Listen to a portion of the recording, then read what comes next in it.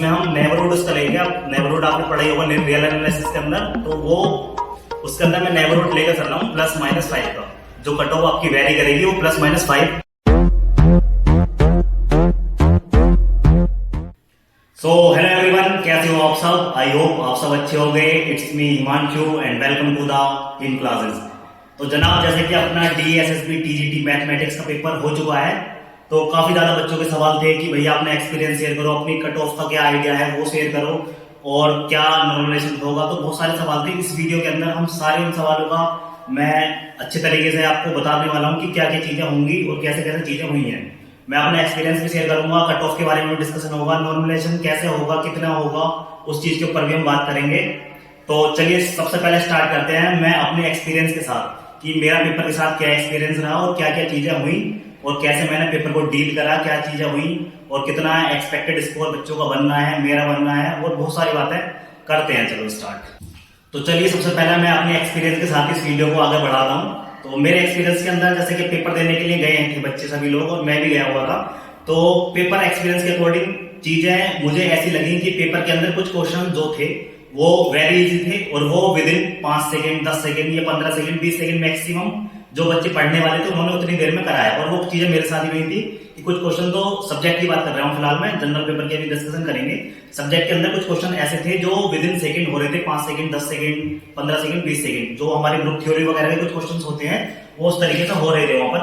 But कुछ question जो थे लेंथी वाले मोड पर, तो वो कुछ क्वेश्चन ऐसे थे जो लेंथी ही थे, जो मतलब हमसे हो ही नहीं रहे थे, और वो उस टाइम के अंदर, उस टाइम जो कंसीडर करा गया था उसके अंदर नहीं हो सकते थे वो क्वेश्चन। तो वो चीजें मैंने भी फील करी। बच्चे कहते पेपर लेंथी था, पेपर ऐसा तो लेंथी नहीं था, बट मैनेज करने की बात थी कि पेपर को मैनेज कैसे करना है। पेपर इजी भी था, मॉडरेट भी था, और कुछ क्वेश्चन हमारे हार्ड भी थे। DSSB का पैटर्न यही रहता है। हाँ, ये चीज कह सकते हो कि आप पेपर 2021 वाले पैटर्न पर नहीं आया। डायरेक्ट थ्योरम्स नहीं पूछी गई, और बहुत सारी चीजें जो डायरेक्ट नहीं पूछी गई उनके रिजल्ट के ऊपर उन्होंने उसके ऊपर क्वेश्चन बना करके पूछ लिए इस बार की इस पर क्वेश्चन सोल्व करके बताओ। वेव इक्वेशन पूछ रखी थी, हीट इक्वेशन, मतलब बहुत सारी चीजें जो थी जो बच्चों ने पढ़ी नहीं थी, इतना एक्सपेक्टेड नहीं था कि ये चीजें पूछ लेंगे। तो वो चीजें इस बार DSSB ने करी हैं। और बाकी पेपर जो मैंने आपको बताया कि पेपर कुछ क्वेश्चन डुएबल थे, आराम से वो हो रहे थे। 20-25 क्वेश्चन ऐसे थे जो विद इन सेकेंड हो रहे थे, विद इन टाइम हो रहे थे, बहुत जल्दी हो रहे थे। बट जो नहीं होने वाले थे वो नहीं होने वाले थे।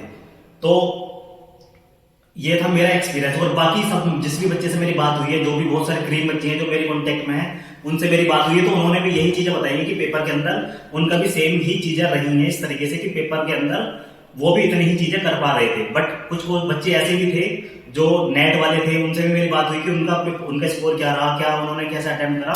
तो उनके साथ भी कुछ दिक्कत ऐसी हो गई थी कि वो भी पेपर को सही तरीके से नहीं डील कर पाए। तो ये चीज भी ये भी था बच्चों का डाउट कि नेट वाले बच्चे बहुत ज्यादा स्कोर कर देंगे। तो ऐसा भी नहीं है कि नेट वाले बच्चे बहुत कुछ खास स्कोर कर देंगे। वो कहीं ना कहीं जनरल पेपर में भी डाउन है, तो उसके हिसाब से वो सारी चीजें एवरेज हो रही हैं। तो उसमें इसका भी इतना कोई बड़ा इशू नहीं है कि नेट वाले बच्चे कट ऑफ को बहुत ज्यादा हाई कर देंगे। आई होप आपको ये वाली बात समझ आई होगी जो भी मैंने बताया, अपना एक्सपीरियंस जो शेयर करा। तो वो पेपर इसी तरीके से सेट था, और जनरल पेपर उसी तरीके से था कि भाई जनरल पेपर के अंदर इस बार का पेपर जो लास्ट टाइम हुआ था उससे थोड़ा सा इजी था कि क्वेश्चन आराम से रीजनिंग के अंदर 18, 19, 20 क्वेश्चन तक बच्चों ने करे हैं, और अरिथमेटिक के अंदर 15, 16, 17 क्वेश्चन में कंसीडर करके चल रहा हूँ। और तुम्हारा इंग्लिश हो गया, इंग्लिश भी थोड़ी सी इजी थी, वो क्या जो है ठीक ठाक रखी थी, कोई वो नहीं था कि इसे इजी नहीं बोल सकते। देखो पेपर 5, 10 क्वेश्चन, 15 क्वेश्चन इजी आने से पेपर इजी नहीं हो जाता, और 10-15 क्वेश्चन हार्ड आने से पेपर हार्ड नहीं हो जाता। पेपर को ओवरऑल देखा जाता है।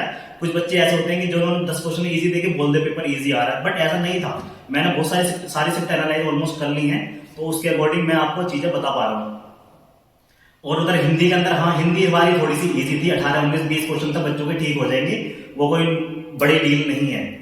तो जनरल पेपर के अंदर जो भी क्रीम बच्चे हैं उनके स्कोर 65, 70, इवन कुछ बच्चे ऐसे हैं जो 80 भी अपना श्योरिटी के साथ करेंगे, 80 स्कोर बनेगा, 82 भी बन जाएगा। और उधर सब्जेक्ट के अंदर कुछ बच्चे ये सोचेंगे हमारा 40 बन जाए, वो बहुत बड़ी बात है। तो वो वाली कुछ ऐसी चीजें भी हैं। बट जो भी चीज मुझे लगता है कि इसके अंदर सब्जेक्ट में कि बच्चों का जो क्रीम बच्चे हैं ना, वो 50 से 60 के बीच आराम से अच्छा स्कोर कर रहे हैं। जितनी भी बच्चों से मेरी बात हुई है, 50 से 60 वाले भी हैं, और 60 से 70 वाले बच्चे भी कुछ हैं जो बता रहे हैं कि हाँ इतने बच्चे इतने आ जाएंगे। और मैं कुछ बच्चों को लेकर श्योर, क्योंकि वो 50 से लेकर 60 के बीच सेकंड पार्ट के अंदर स्कोर कर सकते हैं, वो आराम से वो इतना करके भी आएंगे जिन बच्चों से मेरी बात हुई है।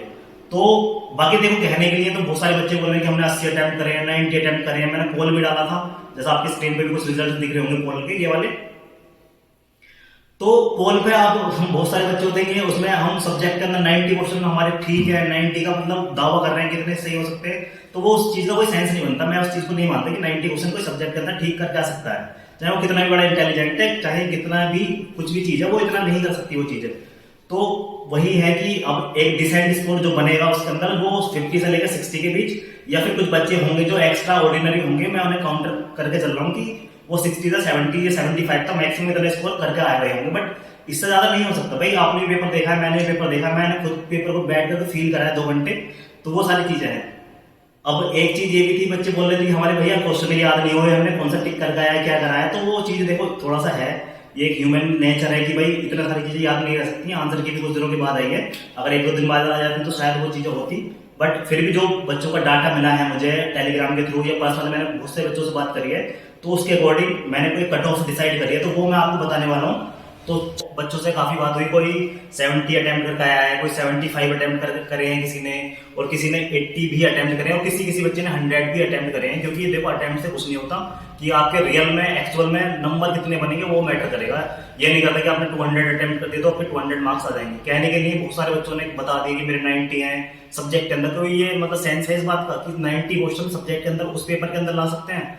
बिल्कुल भी नहीं हो सकता। ये सारी चीजें एक मिथ है कि इतने नंबर हम लेकर के आएंगे सेकंड पेपर के अंदर। देखो जनरल की मैं बात नहीं कर रहा, मैं पार्ट बी की बात कर रहा हूँ, जो हमारा सब्जेक्ट डोमेन है उसकी, उसके अंदर 90 क्वेश्चन 90 नंबर लाना बहुत बड़ा टारगेट है, वो हो ही नहीं सकता, इम्पॉसिबल वाली बात है, वो नहीं हो सकता। देखो 65, 70, 75 इतना मैं मान के चल रहा हूँ कि हाँ इतना मैक्सिमम स्कोर हो सकता है, ये भी मैक्सिमम है, इससे ज्यादा नहीं होगा, नहीं हो सकता।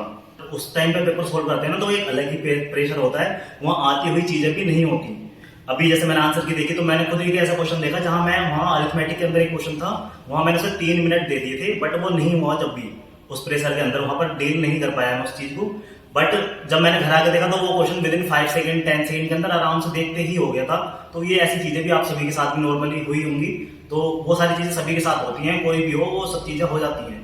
तो चलो अब बात करते हैं अपनी कट ऑफ की, कट ऑफ जो आपका मोस्ट अवेटेड क्वेश्चन है कि कट ऑफ क्या जाएगी, तो उसके ऊपर बात करते हैं कि मेरे अकॉर्डिंग मैंने क्या सोचा कि कट ऑफ कितनी वैरी कर सकती है, कहां तक हो सकती है। तो पहले मैं एक बात और क्लियर कर देता हूँ, ये चीज जो मैं कट ऑफ आपको बता रहा हूँ ये एक्सपेक्टेड है, कोई फिक्स मान पर नहीं चलेगा कि ये एक्सपेक्टेड चीज है, मैं आपके साथ शेयर कर रहा हूँ कि इतनी कट ऑफ जा सकती है। बाकी मैंने खूब एनालाइज करा है और मोस्टली खराब नहीं होता है, मैंने जो भी एनालाइज करा है। तो अलग से भी अपने ग्रुप क्रिएट कर रखे हैं, तो उसमें भी बहुत सारे बच्चे हैं, तो कुछ जो क्रीम बच्चे हैं मेरी उनसे ही बात हुई पर्सनली, उसमें फीमेल मेल सभी है, तो उसमें कई सारे फीमेल्स हैं जो अच्छे नंबर स्कोर करके आएंगे, और डेफिनेटली मैं उन्हें जानता हूँ पर्सनली भी कि जो इतना अच्छा स्कोर करके आएंगे वो लोग।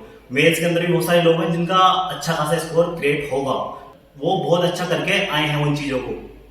तो देखो अब मैंने सभी से बात करी, लेकिन वही वाली बात है ना कि चीजें कुछ उस तरीके से नहीं होती जैसा हम सोचते हैं, और ये सारी चीजें एक्सपेक्टेड है, एक्सपेक्टेड कट ऑफ की बात कर रहे हैं हम। तो वो सारी चीजें ऐसा हो सकता है कि कहीं मैं गलत हूँ, कहीं मैं सही भी हो सकता हूँ। बाकी मैंने फुल एनालाइज करा है, थोड़ा टाइम दिया है मैंने एनालाइज करने में, तो वो ये वीडियो सबसे लास्ट में शायद मेरी ही होगी कट ऑफ की। तो उसके ऊपर मैंने देखा है कि जो फीमेल की कट ऑफ है, जो मेरे अकॉर्डिंग फीमेल की कट ऑफ है, वो जाएगी 118,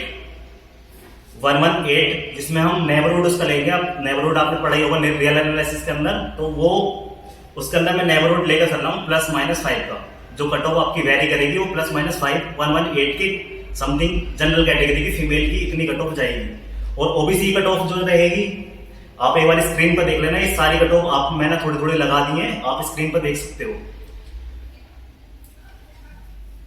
तो अब बात करेंगे कि मेल की कट ऑफ क्या रहेगी। तो मेल के अकॉर्डिंग, मेरे अकॉर्डिंग, क्योंकि वैकेंसी थोड़ी जाती हैं और चीजें थोड़ी सी अलग हैं मेल के अंदर, मेल की जो कट ऑफ मैंने डिसाइड करी है, जो मेरे अकॉर्डिंग मुझे लगता है कि इतनी रहेगी, फाइनल कट ऑफ होगी, वो रहेगी 113, और इसका नेबरहुड मैंने लिया है +-5। जो आपकी कट ऑफ रहेगी वो 113 +-5, और आपके ओबीसी एससी वगैरह के वो नीचे आप देख सकते हो किस तरह से मैंने दिखाई है, वो आपकी स्क्रीन पर दिख रही होगी।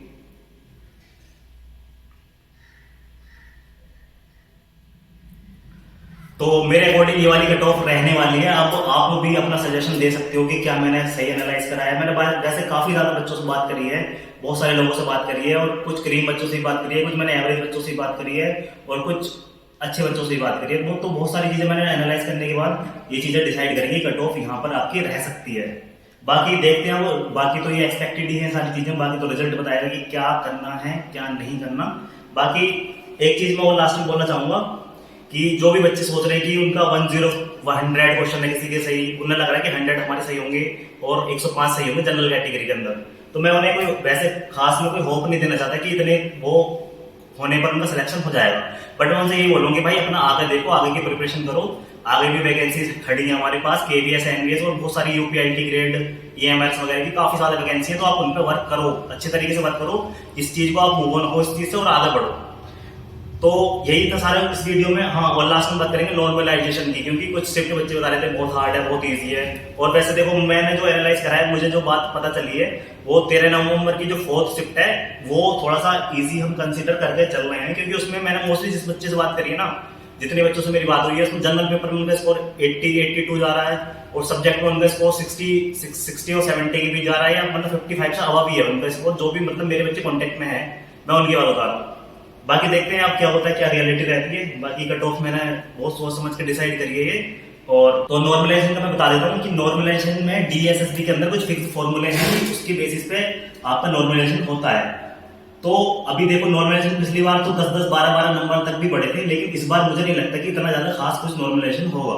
नॉर्मलाइजेशन इस बार अगर बनेगी चीजें, चांसेस बनेंगे तो वो 2 नंबर, 4 नंबर, 5 नंबर, उससे हमें प्रॉफिट ही मिलेगा, वो चीजें हमारे लिए प्रॉफिटेबल ही होंगी। वैसे खास करके जो 6 नवंबर वाली जो शिफ्ट थी, उन बच्चों को खास करके ज्यादा उस चीज का फायदा मिलना चाहिए। जेन्युइनली मैं उन बच्चों के साथ हूं कि उन लोगों को उस चीज का फायदा मिलना चाहिए, क्योंकि वो पहले बार थे जो फर्स्ट सबसे आगे वही खड़े हुए थे, क्योंकि उनका एग्जाम भी पहला था, और चीजें उन्होंने अच्छी तरीके से हैंडल करी हुई है, और उन्हें उस चीज का फायदा मिलना चाहिए। 2-4 नंबर देखो जेन्युइनली उनके बढ़ने चाहिए, ये मेरा अपना पॉइंट ऑफ व्यू है।